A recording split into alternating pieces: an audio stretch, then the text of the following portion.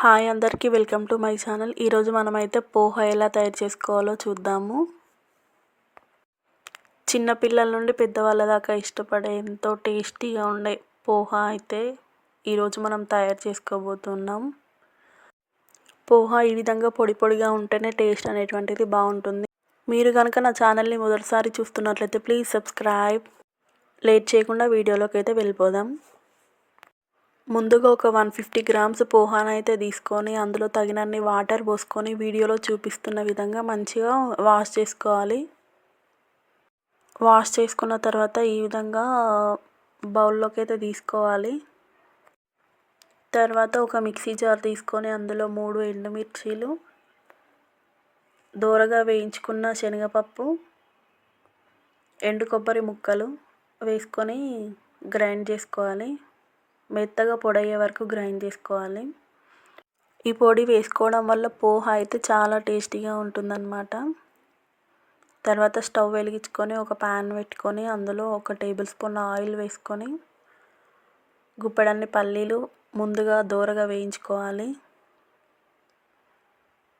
తర్వాత వాటిని పక్కకు తీసుకొని మళ్ళీ అదే ప్యాన్లో 2 టేబుల్ స్పూన్ల ఆయిల్ వేసుకొని ఆయిల్ వేడైన తర్వాత పోపు దినుసులు, 3 ఎండుమిర్చీలు, ఒక పెద్ద ఆనియన్ సన్నగా తరుగుకొని వేసుకోవాలి.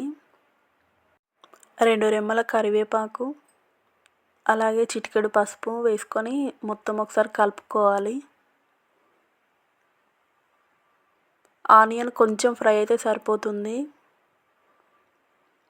అలాగే ఒక 2 చిన్న సైజు టమాటాలను కూడా వీడియోలో చూపిస్తున్న విధంగా కట్ చేసుకొని వేసుకోవాలి. తర్వాత అందులో రుచికి సరిపడా సాల్ట్ వేసుకొని ఒకసారి కలుపుకోండి. అదేవిధంగా ఒక టేబుల్ స్పూన్ కారము వేసుకొని ఇప్పటిదాకా మనం పక్కకు పెట్టుకున్న పొడి అనేటువంటిది వేసుకొని కలుపుకోవాలి. ఈ పొడి వేసుకోవడం వల్ల టేస్ట్ అయితే చాలా బాగుంటుంది. ఒకసారి అయితే మీరు ఖచ్చితంగా ట్రై చేయండి. ఉండలు లేకుండా మంచిగా కలుపుకొని తర్వాత మనం పక్కకు పెట్టుకున్న పోహా కూడా అందులో వేసుకొని మంచిగా మిక్స్ అయ్యేలాగా మొత్తం అంతా కలిసిపోయేలాగా కలుపుకోవాలి. ఒకసారి ఎలాంటి ఉండలు లేకుండా మంచిగా కలుపుకోవాలి. తర్వాత మనం ముందుగా వేయించుకున్న పల్లీలను కూడా వేసుకొని మరొకసారి కలుపుకుంటే ఎంతో టేస్టీగా ఉండే పోహా అయితే రెడీ అయిపోయింది. సో ఈ విధంగా పొడి పొడిగా రావాలన్నమాట. సో దీన్ని వేడిగా ఉన్నప్పుడే మనము ప్లేట్లో సర్వ్ చేసుకొని చిన్న లెమన్ని పిండుకొని ఆనియన్స్తో సర్వ్ చేసుకుంటే ఎంతో టేస్టీగా ఉండే పోహా అయితే రెడీ అయిపోయింది. Thank you for watching. Subscribe.